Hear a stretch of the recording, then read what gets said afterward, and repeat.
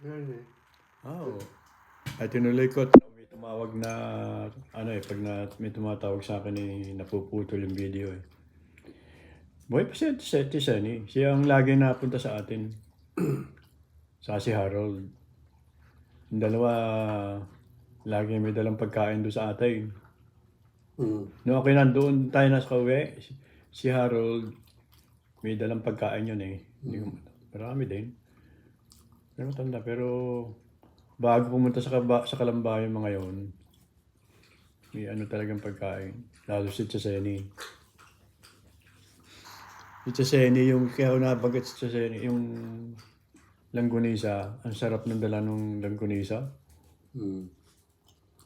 Talagang masarap. Yun talagang ano, ibang klase nun. Dito kasi yan, yung langgunisa, parang dry na dry. Parang kulang pa sa bawang. Masarap niya, maraming bawang eh. Nanay, ba ay tulog kayo. Uy! Bakit kayo managinip na yan?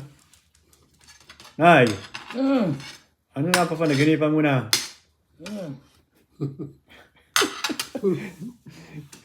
Wala, sa mood na naman.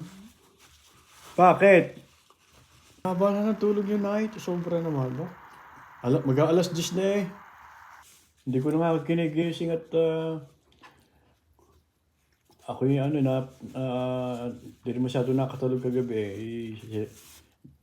Nagising ako mag-aalas 7:30. Alas 7 na.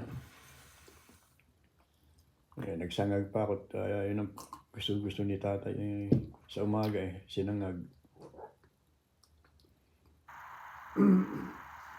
Ikaw na, ang haba ng tulog mo.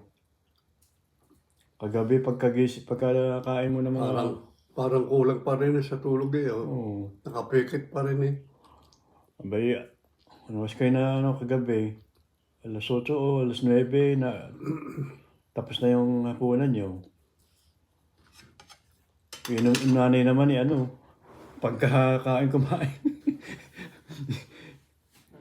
hindi minsan lang manood ng TV.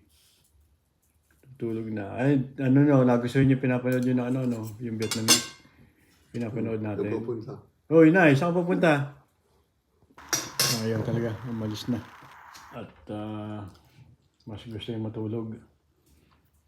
Wala sa mood.